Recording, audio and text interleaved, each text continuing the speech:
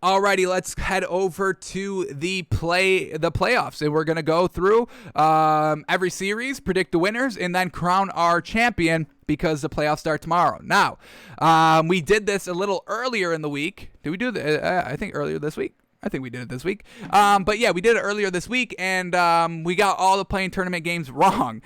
We've had the teams right, just the seeding is off. So we've got to do it again just to kind of see if these new matchups at the 1 and 8 seed and 2 and 7 seed for the Eastern and Western Conference, if that is going to change anything in the overall outcome of our true champions. Now, we are going to assume that the Warriors are going to win tonight. So when we talk about the Jazz and the 1-8 seed in the Western Conference with the Jazz, we are going to kind of figure it is against this Warriors team. And then we don't want to kind of wait because, I mean, playoffs start tomorrow at 2 o'clock. We do the show at noon.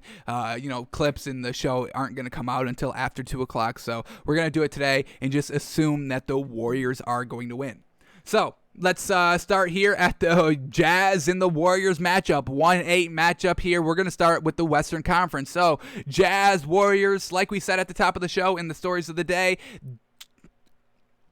Donovan Mitchell is back. He's going to be healthy for this game one. They've got Jordan Clarkson, who's going to be sixth man of the year. They're going to have Mike Conley. They're going to have Joe Ingles, Rudy Gobert down low. They'll lock up Kevon Looney. That's going to be easy peasy. So we're gonna take this. With this Warriors team. Yes, they are good. Yes, Steph Curry is good, but overall, they're not gonna have that bench that this Jazz team has. Now, if all the starters, are kind of, very tied up, it's really gonna be the bench that makes the difference. With this Jazz team just having such deep bench, folks. Let me get the. Do I got it up? No, I don't. Let me get their depth chart up here.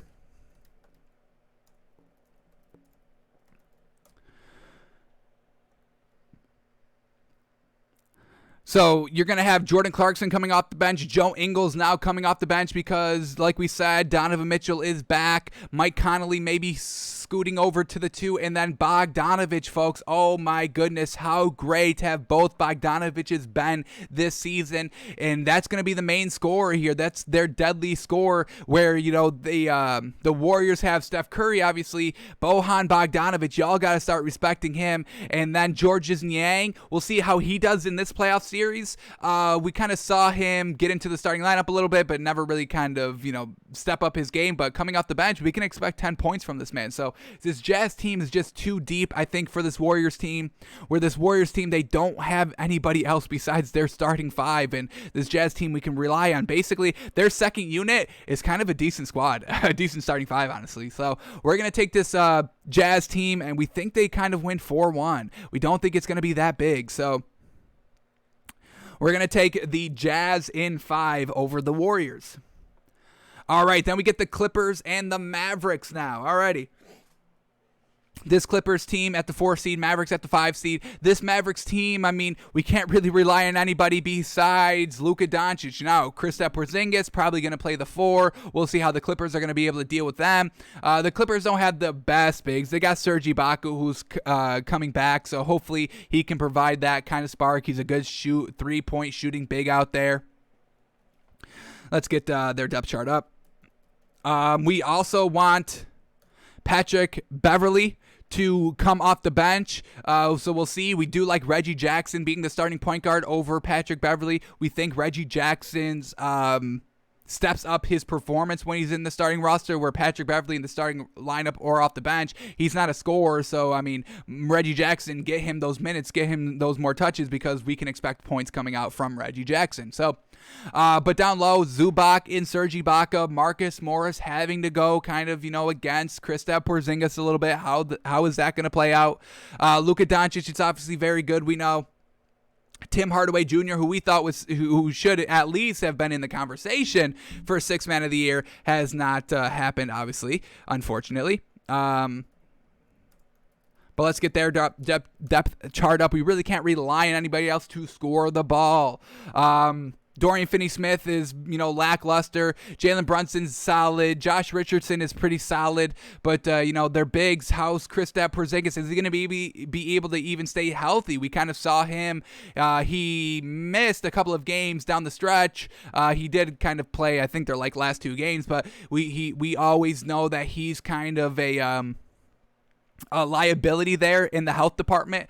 And then it's just Paul George. How is he going to step it up here? This is a huge series. We saw kind of the Clippers choose this matchup a little bit. They had the chance to move up to that 3rd seed with that win with the final day of NBA action, but they decided to tank a little bit. Same thing with the Nuggets. Nobody really wanted to be that 3rd seed. Nobody really wanted to face the Blazers for some reason, or they were trying to avoid the Lakers as much as possible. So this Clippers team needs to step up, because if they tanked for this Mavericks team and then they lose first round, it's not a good look for anybody, especially of what the Clippers just did last season in the bubble in the playoffs. Absolutely not good. So first round of the playoffs, I'm going to take the Clippers here in 6. I think the Mavericks are able to kind of steal some, just like we saw in the bubble. Luka Doncic hitting those clutch shots. That's what he does, folks. He's a great scorer. Curry-esque in the sense that, he can kind of, dribble and kind of pull up from wherever. Not as consistent as Steph Curry, and I'm not going to even go in that argument, but a little esque of what Steph Curry can do. Maybe, the Warriors are able to steal a game over the Jazz because of Steph Curry. Luka Doncic is able to carry this team maybe 1 or 2 games over the Clippers, but at the end of the day, I'm going to take that Paul George. This is going to be his year, folks. This is going to be his season to really step it up in the playoffs. Obviously, we haven't seen it yet, so, that's something that we are just kind of having a little bit of faith in, but I can't see this Clippers team, after everything they went through last season, of floundering in the playoffs and then doing it again here against this Mavericks team. So we're going to take the Clippers in 6. All right, Denver Nuggets and the Portland Trailblazers, and I really think this is the best matchup here for this Blazers team. Obviously, going against the Mavericks would have been great. Going against the Warriors, maybe not the greatest. So this is probably the best matchup here for this Blazers team, because Denver without Jamal Murray, so they're not going to have that good point guard, but we know Facundo Campazzo, the rookie, has been absolutely getting it done, and, we honestly should have probably, given him a little bit more respect as Rookie of the Year, honestly, because he's been stepping up without Jamal Murray in this lineup and really kind of just being the game manager that we need him to be for this Nuggets team to succeed.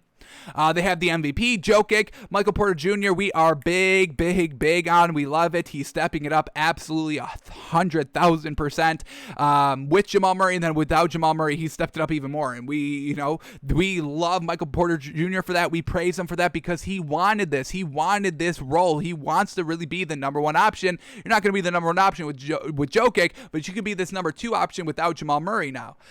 Aaron Gordon at the 3. For this, or at the 4 for this Nuggets team. He's a good defender. He hasn't really been able to get, high offensive production in this lineup of what this Nuggets team is, because they go down low to Jokic. They got the 3 of Michael Porter Jr. So, Aaron Gordon, he's just there for the defense and the beef down low. But for this Blazers team, and then who's their 2? Who's this Nuggets 2? I got them up.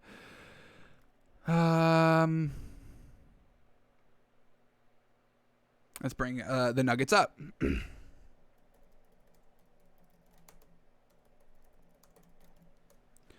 The bench of the Nuggets is going to be probably the biggest thing here, but the Blazers don't have that good bench either. So 2 really solid starting lineups here that really don't have the best bench. For the Nuggets, they've got Paul Millsap, who's always a solid defender out there. He was in the starting lineup until Aaron Gordon got there, so that's still a solid piece coming off the bench. Will Barton is their starting 2 here. Solid there. We need Austin Rivers also to step it up. We saw him get signed in the back half of the season here. But, they got Michael Porter Jr., Jokic, Facundo Campazzo. Monte Morris is now healthy. So, another kind of bench piece for the squad. A nice point guard. So this Nuggets team, we can rely on the MVP Jokic. And then for this Blazers team, obviously we got Damian Lillard and CJ McCollum, obviously very good. We got Norman Powell now at the 3. But how is Nurkic going to be able to handle Jokic down low? Probably not good at all. Enes Kanter is probably their best bench player. Carmelo Anthony has not been as good as he was last year in the bubble. So it's really going to have to be Damian Lillard stepping it up himself. And at the end of the day, I got to go with Jokic and Michael Porter Jr. I think this one goes 7, but this is the Blazers' best chance for an upset in the first round. We'll see if they go and take it, but we know this Blazers team is the same every single season. They're solid. They're a solid team, don't get us wrong, but they can never win that kind of full playoff series or make that deep playoff run. So we're going to have this Nuggets team at home. Jokic, really just, I cannot see Nurkic really locking him up at all. So that's really going to be their downfall, and we'll have the Nuggets in 7. All right, then we get the Suns and the Lakers, man, and I'm seeing everybody taking the Lakers, and I don't get it, man. This Lakers team is going to have to run the absolute gauntlet to get to the finals. They have to face the Suns, and then they're going to have to face the Nuggets, and then if they make it past both those teams, you're looking at the Jazz most likely. Jazz or the Clippers. That's a tough kind of road. That's just to get to the finals where you're probably going to run into the 76ers, the Bucks, or the Nets. Big beef down low in the 76ers and the Bucks, or the great outside shooting on the Nets. So this is going to be tough for this Lakers team to repeat, and I really don't think they do. I honestly don't even think they get out of the first round. A lot of people are disrespecting this Suns team. Did y'all just see what the Suns did last year in the bubble, getting it done? Now, I know they didn't make the playoffs, but they won all their playoff games because of Devin Booker. Now you got the floor facilitator of Chris Paul, and they're the number 2 seed in the Western Conference. All right, but the bigs of the Lakers is going to be the problem for this Suns team. They've got, DeAndre Ayton's not the best defender down low, and I think he's definitely going to struggle against Anthony Davis down low, so I do get that, but they've also got Jay Crowder, and who did Jay Crowder help beat last year in the playoffs? The Bucks of Brook Lopez and Giannis down low, so I do think this Suns team is a lot better, especially at the big position than a lot of teams are giving them credit for. Jay Crowder needs to be back in the starting lineup here. I hope that he is. Who have they been going with besides Jay Crowder? Because I believe Jay Crowder got injured, not bigly, but a little bit. So he is back in the starting lineup. Thank goodness. Hopefully they keep him there at the 4, because they definitely are going to need his kind of beef and good defense down low to beat and upset this Lakers team. The thing that we can't trust about this Lakers team is the outside shooting, and the Suns have that. They've got Chris Paul, they got Devin Booker, they got Mikal Bridges, they've got the bench. Now, the bench is going to be the key here for the Suns team. They are deeper than this Lakers team. We get Cameron Payne, Torrey Craig, Dario Saric, and once again, Dario Saric could also be a nice defensive piece. Frank Kaminsky, we like him. We think he's solid as kind of a third option. So we do think that this Suns team is going to be able to handle the beef down low of the Lakers. And if you handle that, you're going to have to rely on Kyle Kuzma, Talen Horton-Tucker, Alex Caruso to be the outside shooters. And did we just see what Dennis Schroeder did against Steph Curry in their first play-in tournament game? Dennis Schroeder floundered big time. He shot like 1 of 6 from the 3. He was a -20. He was a -20 on the floor. And now he's going against Chris Paul. And you don't think Chris Paul is going to be able to lock up Dennis Schroeder? Steph Curry locked up Dennis Schroeder. So Chris Paul's obviously going to be able to do the same thing here. The only thing that the Lakers have going for them is LeBron James, and I understand that is you have to weigh that huge. You do have to weigh that absolutely huge, and we are going to do that. But at the end of the day, we got this Suns in 6. We think LeBron James helps them for 2 games. That he's the reason for their 2 wins, but we can't really trust anybody else on this Lakers team. Anthony Davis, he floundered in the first half of that Warriors game. Yes, he did decently in the second half, but I mean, in a 7-game series, if you're going to go through these spurts, this Suns team is going to take advantage. So I've got the Suns beating the Lakers here, and I know a lot of people don't have that, but I cannot get behind this Lakers team, folks. I truly can't. I can get behind LeBron James 1,000%, don't get me wrong, but when I got Devin Booker and Chris Paul and Jay Crowder, I'm going to take them. Sorry. Andre Drummond's not even that good, folks. he kind of finessed the Lakers, honestly, a little bit. So I got the Suns in 6, folks.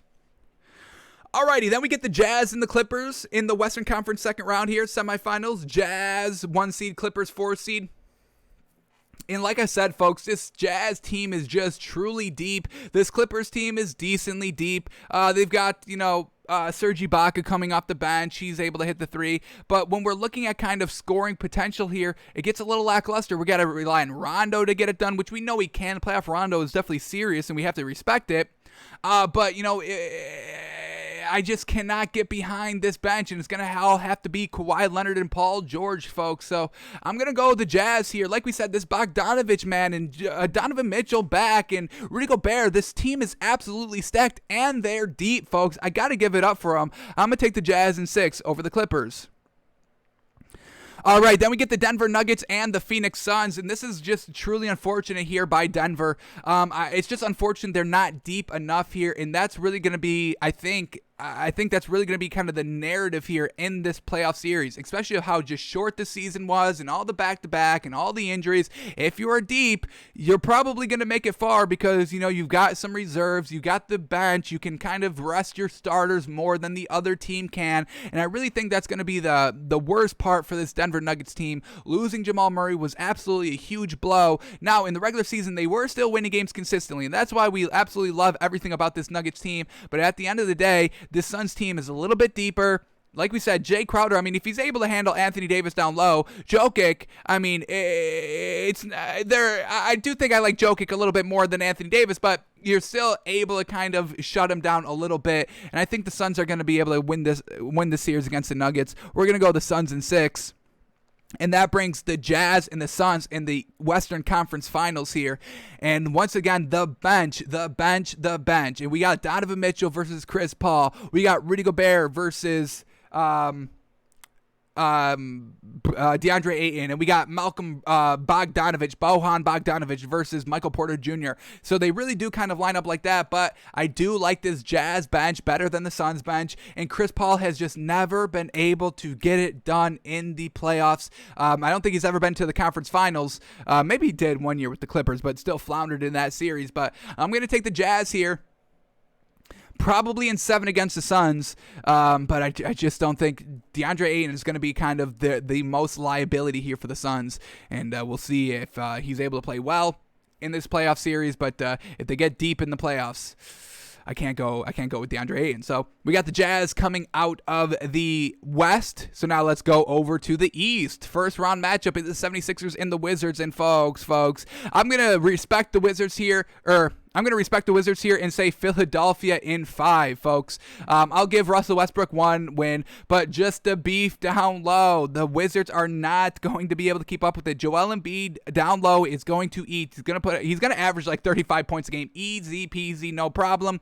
You got the great defense of Ben Simmons. You got Seth Curry and Danny Green who can hit the wide open 3, and then you got Tobias Harris. Oh, and then they're also deep off the bench. Dwight Howard. I think I take Dwight Howard over Alex Len and Robin Lopez and all that for the bigs of Washington. I think I take Dwight Howard over those two. And then Shake Milton off the bench. So they just have nice scorers here. The 76ers team, they are a complete team. Their roster, their starting 5 is absolutely fantastic. And Joel Embiid is going to just bully his way past this Wizards team. Congratulations for Russell Westbrook to get into the playoffs, but you definitely should have gotten that 7th seed because the Nets would have been a little bit of an easier matchup. You still would have lost, but it would have been a little bit of an easier matchup. The 76ers, there's 0% chance that the Wizards win. 0%.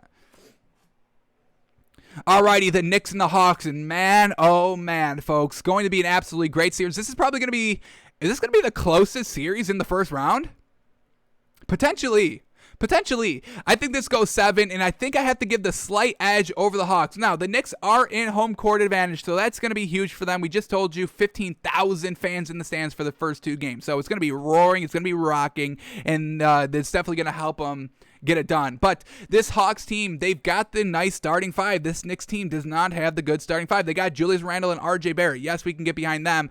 But this Hawks team, we got Clint Capella. We got Bogdanovich. Folks, another Bogdanovich. Which Bogdanovich is this one?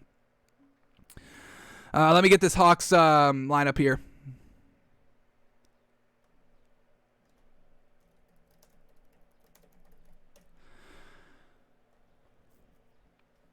Bogdanovich, I mean, man, oh man, that great elite scorer. And the Knicks are really not going to have an answer for him. And then John Collins and DeAndre Hunter and all that. And then off the bench, Danilo Gallinari. I'm not the biggest fan of Lou Williams. He doesn't really get it done, in my opinion. I think he's a little overrated, little bit. But I can rely on the starters here for this Hawks team, 1 through 5. I believe in all of them. They've got the nice shooters. They got the floor facilitators. And then it's Nerlens Noel versus Clint Capella. Clint Capella, who's averaging 15 points and 14 rebounds a game. Nerlens Noel is not going to be anywhere close to that. And then it's Taj Gibson off the bench as their other big. And then it's Derrick Rose. And Emmanuel Quickley has really floundered this entire season. And just their bench is not the greatest. Their entire starting roster is not the greatest. Let's go through it. Let's get this Knicks team up. Our depth chart.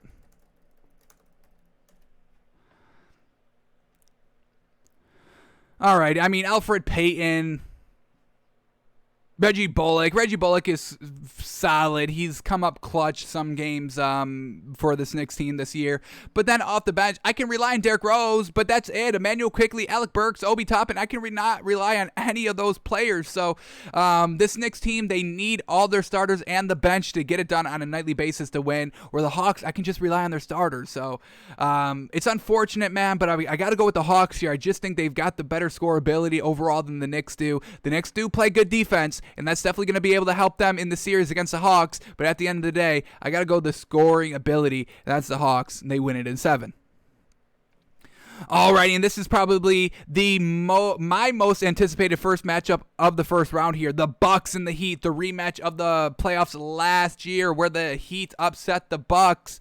We called that upset. Last year in the bubble. We knew the Heat were absolutely fantastic, but I do not believe the Heat are going to be able to get it done this season, this year. But, let's go back to what we've talked about a little bit earlier in the show of Giannis not even believing in himself, and, this is really putting a bad taste in our mouth, folks, saying that I don't know if this year is going to be different. I'm not going to lie to you. And he was looking real defeated. Just look at his body language here, leaning back, really nonchalant attitude, all of this, and, he doesn't even know if he can beat the Heat, and it's like, what kind of shit is that?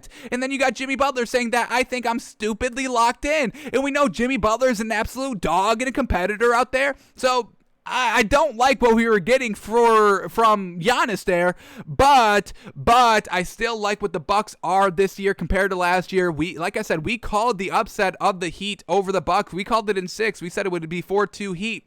But I don't think it's going to be the same this year. I got to go with the Bucks here, and I think they kind of get it done a little bit easily. 6 games, Bucks in 6. When we compare what happened last year in the first round of the playoffs, I mean, Giannis, he only put up 87 points in the entire series, and it went 5 games. He only played 4 games. He was a little banged up. He only averaged 21 points a game there. He's gonna definitely be a lot better. We just saw what he did against the Nets, just driving down low. And the one thing that the Heat had last year was Bam Adebayo. Obviously, they still got it, but they had Jay Crowder, that another great defensive player at the 4 to lock up the bigs down low. They don't have that. They also had Kelly Olynyk. Now, he's not the best big. He's a good scoring big. He's not a great defensive down low big, but they had 3 nice defenders on that team to lock up Giannis. They don't have that this year. They got Bam Adebayo still, and then they got Trevor Ariza, who's been a little hit and miss this year. He's been solid, don't get me wrong, but then they don't have that big depth off the bench to help them out anymore. So they're going to have to rely on Andre Iguodala, and I don't know how much more he's got. I mean, every time he plays in the playoffs, I'm always impressed, but, is it going to happen this year again? So And then also they had Eric Bledsoe on their team last year. The Bucks did. Absolutely trash. Now they kind of upgraded that to a Drew Holiday, so they've got that. And then the Bucks also have PJ Tucker off the bench. So this Bucks team is a lot more beefier than it was last year. This Heat team is not as beefy as they were last year. I can't rely on Tyler Hero this year. Last year in the bubble, he was fantastic. I can't rely on him this year. Duncan Robinson, I don't think he's that great. He puts up like 9 points a game. It's truly not intimidating to me. So I'm going to go the Bucks here. I think they've got a better overall roster where this Heat team is not matched up to beat this Bucks team. The outside shooting is not as good as it was last year. And then they don't have Jay Crowder and Kelly Olynyk to kind of help with the beef down low of Giannis and this Bucks team. And we just saw Giannis be absolutely super mega aggressive when they were facing the Heat this Nets team back to back. In like the last 3 weeks of the regular season, and Giannis was just attacking, putting up 46 points a game, 40 points a game. So we think he's still going to do it here against this Heat team. I don't think this Heat team is as good as they were last year in the bubble, and I've got the Bucks with the upset, or the Bucks with the revenge of the upset of last season. All right, Nets in the Celtics, and this is easy. Four games with the Nets. That's it. Yes, Jason Tatum. That's it. That's all they got, and he better be putting up 45 points every single game because this Nets team, James Harden's good to go, Kevin Durant's good to go, Kyrie Irving is good to go. This Celtics team does not have the bench to keep up with the Nets. The Nets got Bruce Brown and Joe Harris coming off the bench, or just kind of being not 4 and 5 players deep on this team. Now, the Celtics don't have good bigs, but neither do the Nets, so they're not going to be able to compete there, and it's just Jason Tatum. I'm going to take Kyrie Irving and James Harden and Kevin Durant over Jason Tatum. That is all the Celtics have. This is an easy sweep here for the Nets. Go rest because you got the Bucks coming up next. Alrighty, 76ers and the Hawks, and I'm going to go the 76ers here in 5? 5?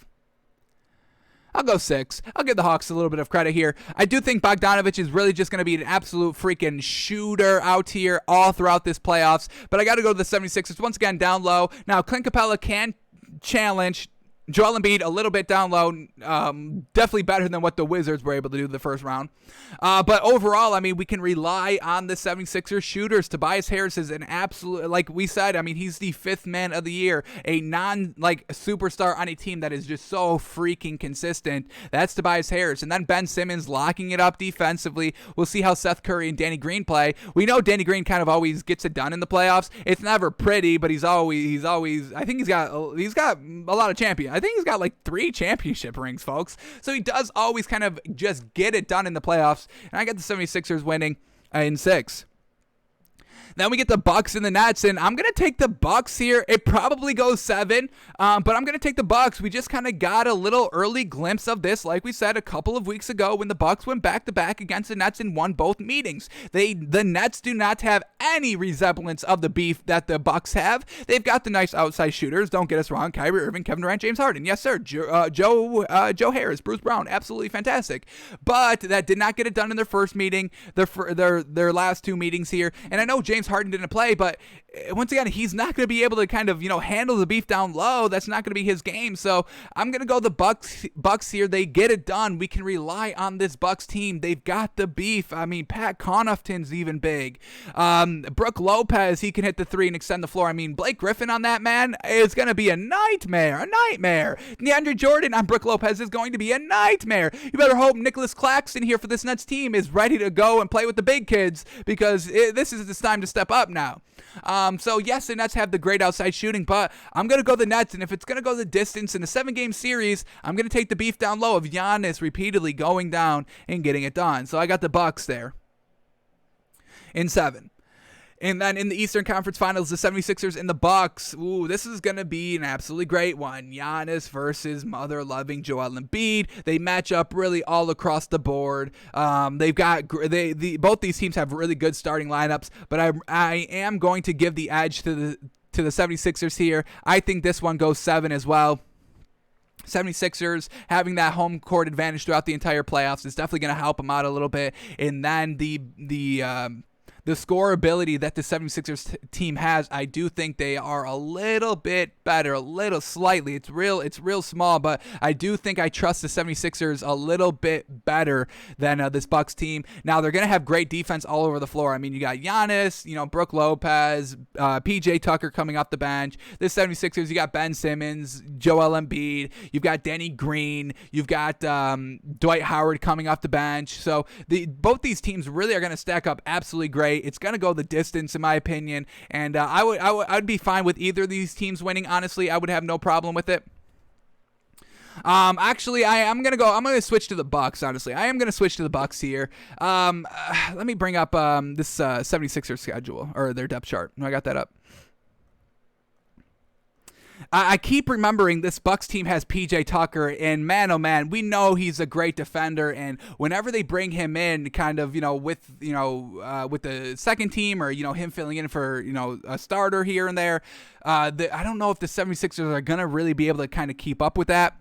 And Giannis down low over Joel Embiid, that's going to be, oh my God, that's going to be so good to watch. But Pat Connaughton and Brian Forbes and Bobby Portis and PJ Tucker off the bench. I mean, this team just has those good defensive players that can really all step up.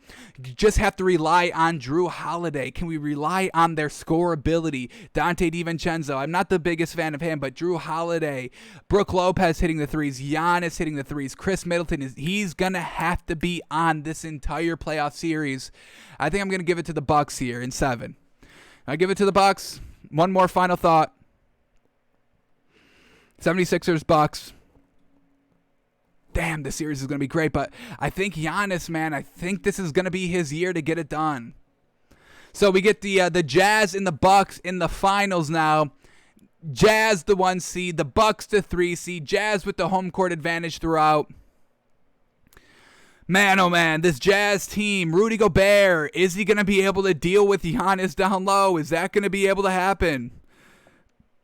The deepness of this Jazz team, Joe Ingles, Jordan Clarkson, Derek Favors, Georges Niang, but are they going to be able to keep up with the defensive depth that this Bucks team has? So, Donovan Mitchell versus, let's just take it like this, Donovan Mitchell versus Drew Holiday, I'm going Donovan Mitchell. So that's a point there for this Jazz team.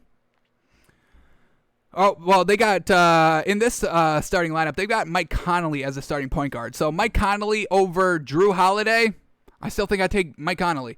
Donovan Mitchell over Dante DiVincenzo, is that even a question? I'm taking Donovan Mitchell. Bogdanovich versus Chris Middleton, I'm taking the Bogdan, folks, truly. Alrighty, and then what else do we get here? Royce O'Neal over Giannis. Come on.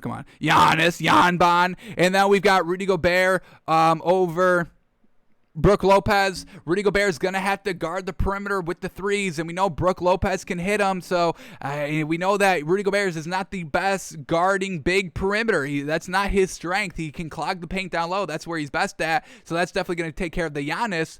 But then the bench of this of the Jazz, I mean, they've got the scores, Jordan Clarkson, Joe Ingles, but the bench of this Bucks team, Brian Forbes, Pat Connaughton, PJ Tucker, Bobby Portis, I think this Bucks team just has a little bit more beef down low than this Jazz team does. The Jazz are going to be absolutely stacked with the shooters, but we just know it's just Jordan Clarkson putting up like 20 shots a game, being a little inefficient. I'm going to go the Bucks here in 6 over this Jazz, and the Bucks are NBA champions. Now, when we compare it to what we've done already, we got the Jazz coming out of the West, and the 76er or the Bucks coming out of the East as well. So overall, just these different seeding matchups for the 1 and 8 and the 2 and 7 through the Eastern and Western Conference really did not make a difference in the grand scheme of who we believe is going to win. So we've still got the Bucks here, and we're going to go the Bucks in 6, folks. I think this is Giannis' year. This quote here, I'm hoping that it was just Giannis being kind of, Giannis. He's never been that big media personality. He's never in the limelight, anything like that. So I'm hoping that this quote is just him doing that and hoping that he doesn't flounder here against this Heat team. But we've got the Bucks. I think it's going to be the Bucks year, folks. Giannis is going to go absolutely wild and get it done. Bucks in 6 for the NBA champions.